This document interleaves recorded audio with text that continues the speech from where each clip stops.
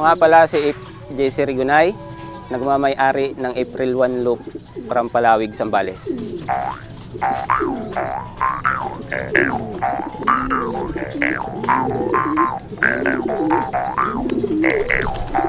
Nag-start ako magkalapati 2009, mga native pa lang yung mga alaga ko.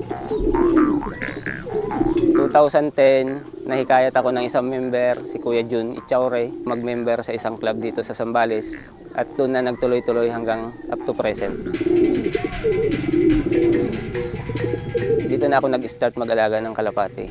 Habang nagbabantay ako ng palisdaan, pagka nagpapaluplay ako, nakikita ko lumilipad yung mga ibon ko, natatanggal yung stress ko pagka may ginagawa ako sa palisdaan.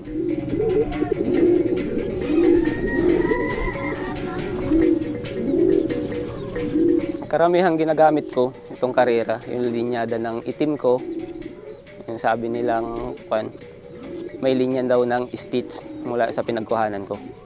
Kinocross ko lang sila sa ibang mga kak. Tapos, yun lang, lagi nilalaro ko. Tapos, yung iba, ginagawa kong stock. Kapag gumawa yung mga kapatid, binibreed ko ulit yung mga pang-stock.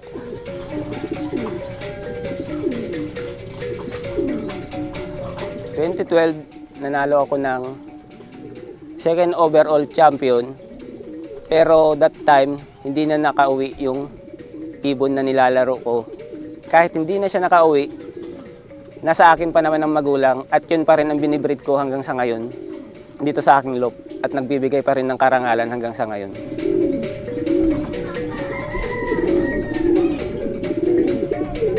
Ito po yung foundation line ko.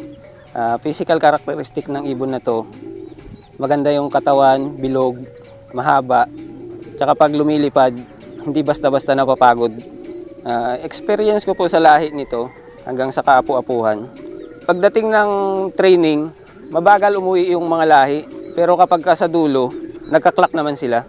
Hindi siya mabilis, hindi siya mabagal, pero yung homing instinct nila, kahit na kinabukasan umuwi, nandun pa rin at umuwi at umuwi sila.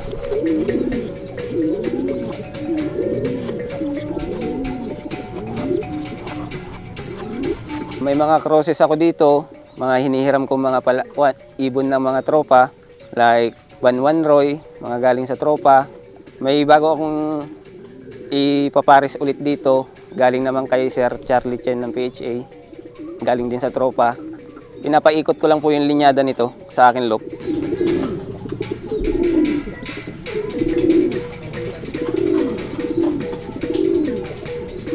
Ito po yung ibon, nakakuha ng 2 overall champion, pan race and sprint sa CFC. Sa tingin ko po, ito may lahing Vandenbroek dahil may speed siya. Itong ibon na to galing mismo sa pinsan ko, kay Ariel Bernardino ng Pangasinan. Walang singsing yung magulang nito. Nakursunadahan ko lang na ilaro. Pero marami ng karangalang dinala sa akin itong ibon na to.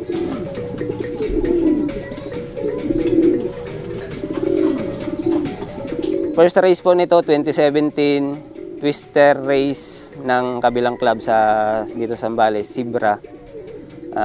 Nag-uwi po siya ng 3rd overall champion.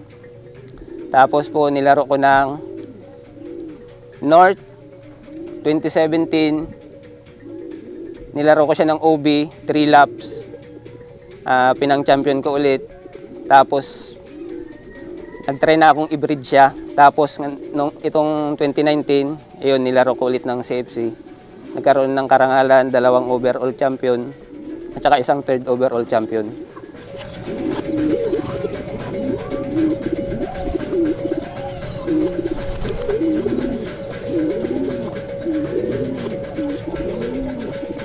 Ang physical characteristic nitong ibon na to, apple type body siya, mabilis siya sa liparan.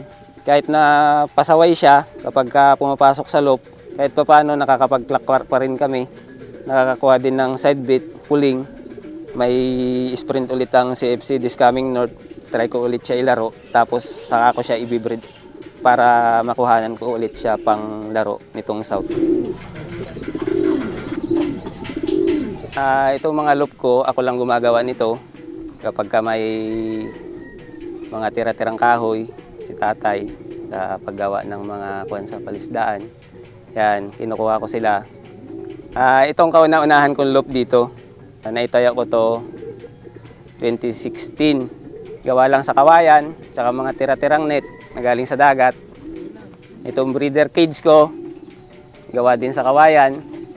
Nung nanalo ako, dahil doon sa ibon kong blue bar, nung nag-overall champion, nagawa ko itong loop kahit kahoy lang yung frame, mating na yung sahig, medyo nag-i-improve na yung loop ko. Yung dating loop ko kasi, kapag bumabagyo, yung mga ibon ko sa loob, nababasa, doon sila tinatamaan ng salmonella kapag malakas yung ulan. Kung minsan, hindi ko nalilinisan yung mga ipot nila, doon nila nakukuha yung ibang sakit.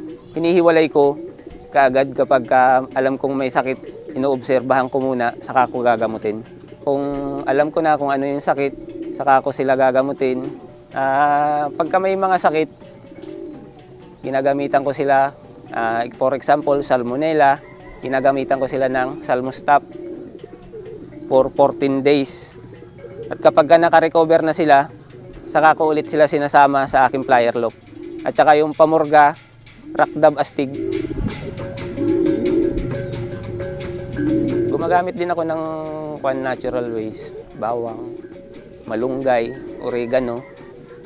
Nahalo ko lang sa inumin. Sa pagkukondisyon ko, yung power wings, ginagamit ko yun. Hinahalo ko na lang sa tubig para makatipid. Itong mga stick na to, tinatayo ko lang dyan habang nagpapaluplay ako. Yun, pwede ko nang iwan yung mga ibon kong rumoronda. Tsaka kapag karonda nila, pag nilagay ko yung stick na yan, hindi na sila bababa sa loop. Dire-diretso lang sila ng ronda hanggang isang oras, hanggang 1.5 oras. At kapag gusto ko na silang pababain, tatanggalin ko lang yung stick para papasukin na sa loop.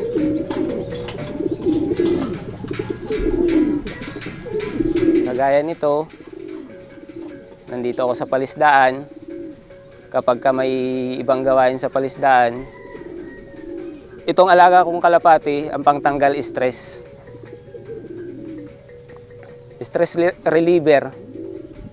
Kapag pagod ka nang magtrabaho sa palisdaan, habang nagpapakain ka ng bangus, o kaya kung may ibang ginagawa sa palisdaan, tumatambay lang ako dito sa loop, titignan ko lang yung mga alaga ko, natatanggal na kaagad yung pagod ko.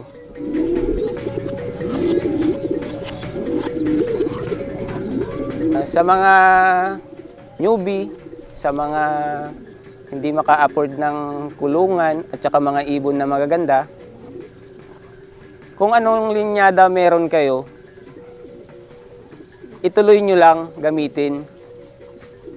Ituloy nyo lang yung tamang sistema ng pag-aalaga at handa naman kaming tumulong basta nagtatanong kayo sa mga veterans o kaya sa mga matagal nang lumalaro sa pangangarera. Nagpapasalamat po ako unang-una sa isang club dito sa Zambales kung saan ako nag-umpisa. Racing Chairman Elgin Moon, President ng Sibra, Tres Paniki Neroski. Sa kanila ko natutunan kung paano mag-ibon. At maraming salamat din kay Pres Paul Jason Ambrosio sa pagsali sa kanyang club dito sa Zambales. Sa mga tropa, Kenneth Del Rosario, master namin sa ibon, Win Lawrence Aragon, Kenneth Dison, at sa mga nagdadala ng breeder dito sa amin, si JR Garcia na nasa Pasay na ngayon, lumalaro sa EPR. Sa pinsan ko, Ariel Bernardino, maraming salamat. Muli, ako si Jesse Rigunay ng April 1 Loop. Maraming salamat.